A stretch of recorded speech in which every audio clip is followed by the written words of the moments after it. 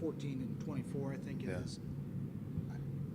What are you going to do differently as a coach? I mean, is the idea of a rigorous practice just go out the window? Yeah, there's very little practice. I think there's one more opportunity where we have a practice day. We have 2 days off.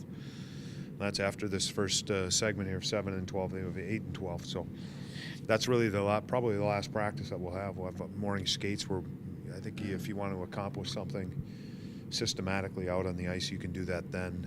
Otherwise, it's going to have to be done through video or off the ice. Will you stick with your morning? You usually do have a morning skate. You almost always do.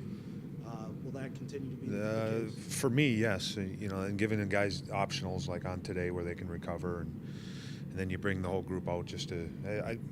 I believe in the routine of game days. I think that's when. Again, I always look back for myself as a player. I know everyone's different, but that's when I started to get myself ready for the game. Was in the morning, and I feel sometimes if you miss a morning skate, you're missing out on some time to get prepared for the game. You plan to really use the depth you have right now? I mean, Jared Bull's back. I mean, with 15 forwards, is that? I guess do you kind of go into this taking a little solace knowing that you do have some depth and maybe some wherewithal to give a guy a night off if he needs it? Well, that's what we'll have to manage and figure out. And we want to give us the best opportunity to win the game, which means putting out a lineup that we feel gives us the best chance to win the game. And it's nice to have that luxury right now of, we got 3 healthy forwards, we got 2 healthy defensemen, waiting and wanting to play. Bull comes back. Does the timing of it signal anything? I mean, would he play tomorrow night? That's something we have to discuss more as a group. And again, I'll have to sit down with Jared and see exactly where he's at, and then go from there. But coming off of last night's game and talking about it and going over it again, we close to 30 scoring chances, which might be the most that we've had all year. The way that we played, I think we were missing some desperation early in the game. I think we had desperation in the third period.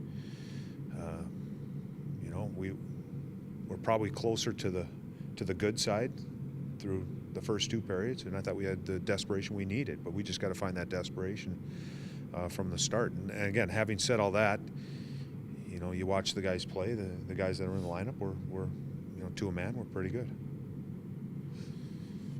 Have you made a goalie decision for tomorrow? No, haven't made a goalie decision yet. You like that maybe Bob? I mean, you don't like that you lost a game, but you're able to give him a little bit of a breather. I would much rather have kept him in the lineup and obviously won the game. But the way that the game was going, was an opportunity to get Curtis in, and I joked with Curtis this morning that it helped out his goals against, but it didn't help out his save percentage at all.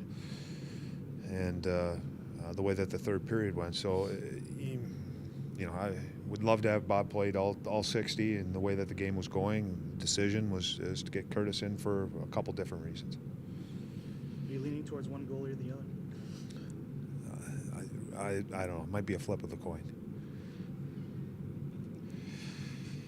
You mentioned you liked what you saw last night. 5 penalties. I think all of them were in the offensive zone. Is that an indicator of maybe some bad habits, or just an indicator of a product of a forecheck, a product of what you guys were doing? Well, I think sometimes the emotions might have gotten a little bit better of us in the game, and that's one thing that at this time of year, big games, there's going to be emotion. You want emotion as a coach. I think it helps drive your game, but the emotion's got to be, again, you can't cross that line, and sometimes you get caught up in it. And you do something that's uncharacteristic, and we have to be better. Especially 200 feet from our net, we can't be taking those penalties. To activate Bull today, why not just leave him on IR? I mean, is it just a matter of he's ready to play, or you just want that other option? Well, I think Jared's worked hard, and he says that he's ready to go. He wants to be part of the team. He wants to be part of this final stretch drive. He's a big part of this team, big part of the franchise. The people here in Columbus love him, and I have a lot of respect for Jared and what he does. What he represents for this team, what he does for this team. So, to me, he's ready to go. It's a no-brainer to get him back in the mix and back in the fold. It doesn't mean he's going to go in. Doesn't mean he's not going to go in. It's just nice having him available and being a part of the team. Montreal, what do you expect? Are they this similar team than what you saw early in the season? Do you think they morphed into something? That's tough for me to comment on right now. Just the game was so long ago when we played them. I remember how the game started. We were down early, and then I think we started to get our legs and started to get our game, and kind of flipped it around a little bit, and then we lose it in the final minute of the game. It's a great building to play in. Watching their game against Ottawa the other night, they came out of the gate, looked like a little bit like when we were there early in the year. So they're a team that likes to start fast in that building. So there is some similarity as far as the starts to their game, but it's tough for me to comment on right now for them as a team as a whole.